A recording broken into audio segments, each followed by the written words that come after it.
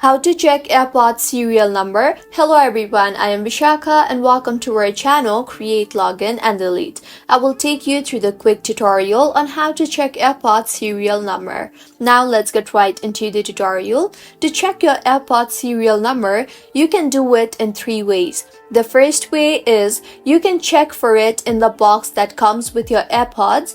Flip the box to the bottom and you will be able to find your serial number there. The other way is open your AirPods case, and now if you see inside the top lid of your AirPods case, you will be able to find your serial number. And the last method to check your AirPods serial number is firstly connect your AirPods to your mobile phone, and once connected, launch the settings application. Here you will see your AirPods option at the top. Tap on that, and now if you scroll down, you will see the serial number of your AirPods. You can also tap on the serial number and you will be shown with the individual side AirPods serial number, showing L for the left side AirPods serial number and showing R for the right side AirPods serial number. So this is how you can check your AirPods serial number. If you find this tutorial helpful, please make sure to like the video and do subscribe to our channel for more contents like this. Thank you for staying with us until the end.